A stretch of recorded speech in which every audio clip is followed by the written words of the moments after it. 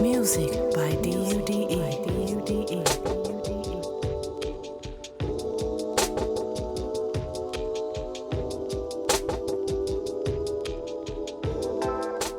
Hey everyone, welcome back to my channel.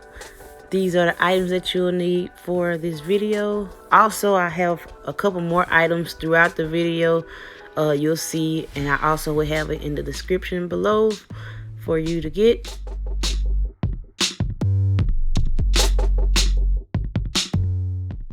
I will be using the 3-pack of braiding hair, Easy Expressions. I will have that also in the description below. I ended up using about a pack and a quarter. So, but it's still coming individual if you want to get just 2 bundles instead of 3. So for my feed-in braids, I like to pre-section my hair before starting so I won't have to worry about parting as I braid. I want to show you guys an easy way to part your hair and never go wrong with your sectioning. I use my eyebrows and my center of my face to be my guide points. The end of my eyebrow, the arch, and the center. I want to do 4 braids in my hair, and I'm going to start at the arch of my eyebrow, and that will be my first braid.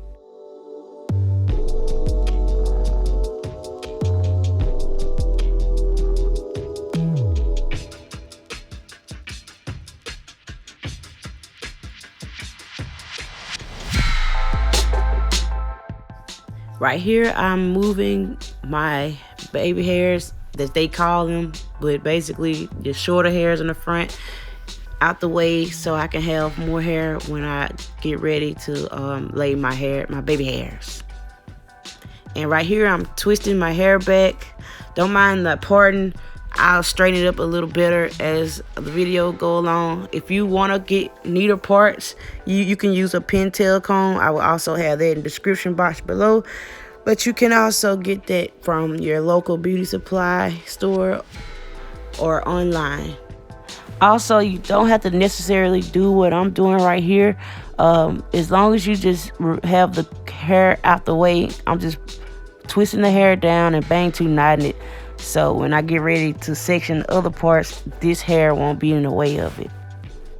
Alrighty, so the next section, I am guiding from the peak of my eyebrow, which is at the last section, to now the center of my head, because I want a center part. So if you don't want a center part, just go at an angle from your peak of arch of your eyebrow.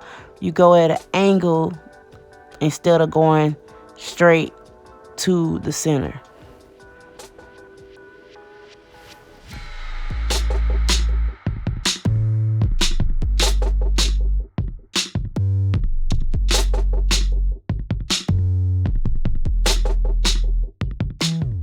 Now for my last parting, it is going to go, you guessed it, at the arch of my next eyebrow.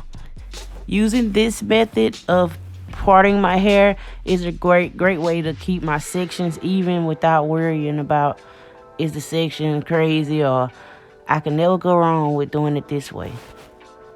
Now for the back, make sure you're having good judgment, eye judgment of not having it too spaced out in the back. So you kind of going down and making your spacing smaller, your parting's going smaller, like going towards a V. It's a shape like just V'ing it out. You'll see how it look in the back and later on. But yeah, just have good judgment, and if you have a mirror, make sure you have your mirror.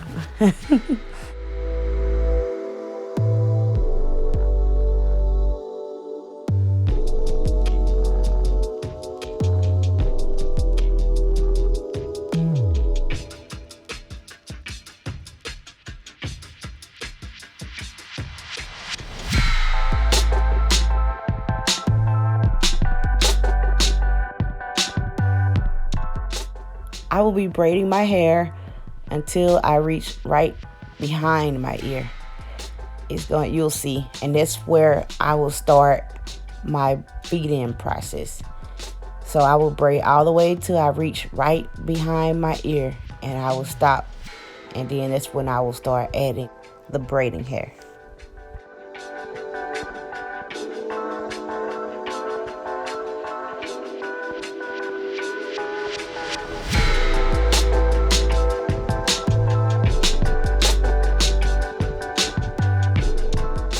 Yes, you guessed it. This is a measuring tape. I will be measuring a strand of the braid that I have started on and see how much hair I need. I wanted to test this theory out.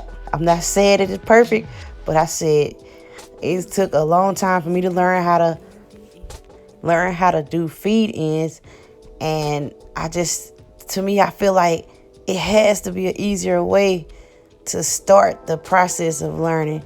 And I said, let me try this out, something, because I'm so used to things have to be like size and numbers and stuff when it comes to hair, like a certain shape and size or something. So I said, why not measure this strand and match that strand to the weave strand, the braiding hair strand, and see how it comes out. So y'all bear with me. This is a test, and we're going to see at the end how it turns out.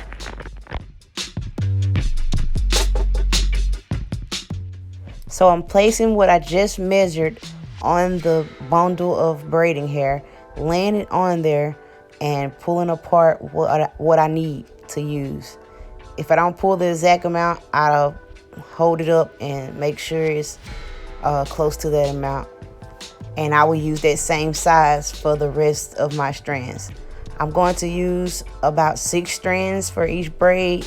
My side braids, the ones that are close to my ear, those sections, I used about 5, but overall I had 6.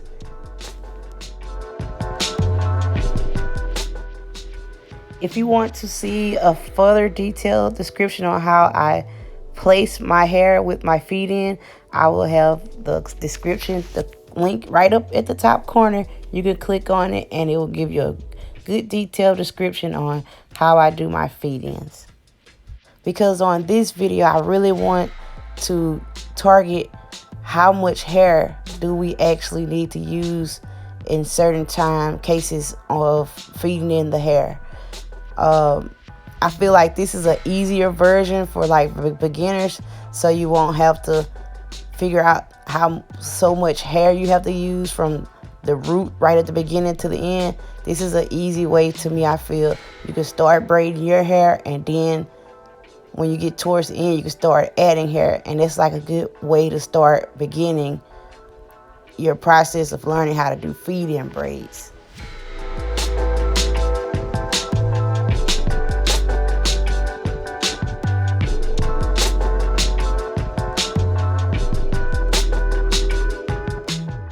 So each time I braid 2 times, then I add hair. So I would do 2 loops 2 times, I'll plait, then I'll add the strand.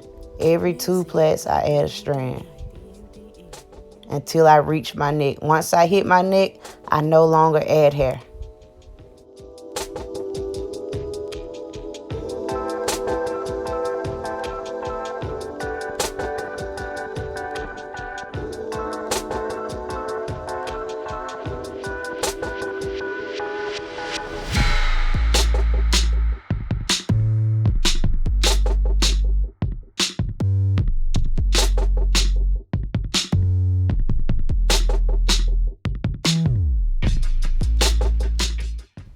To ensure that your hair smooths down into the braids, the weave part, you can use edge control or some form of thick grease or wax to keep it smooth within the braid. Do not use any gel, anything that has water base, because it's going to cause your hair to curl up and get frizzy.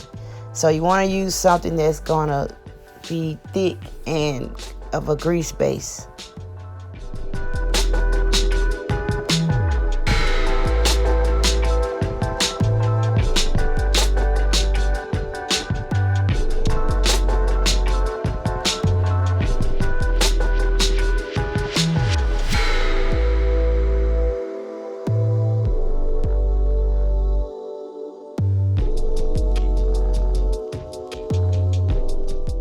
Hey you guys, just a quick cheat hack. If one of your braids get crooked, what I do is I pull the braid, the part that's look tighter than the other side, I pull that loop out a little bit so it can even out on the braid. Excuse my facial expression, y'all. After that second braid, started the second braid, I was tired. Y'all know it's tough to do your own hair, but you reap the benefits at the end though. So each time I noticed that I measured my strand in each braid, it came out to about the same size. I try not to pull it too hard so it won't take away from how much I'll need, manipulate the amount that I need. So I kind of give it a little give so it can give me a good amount.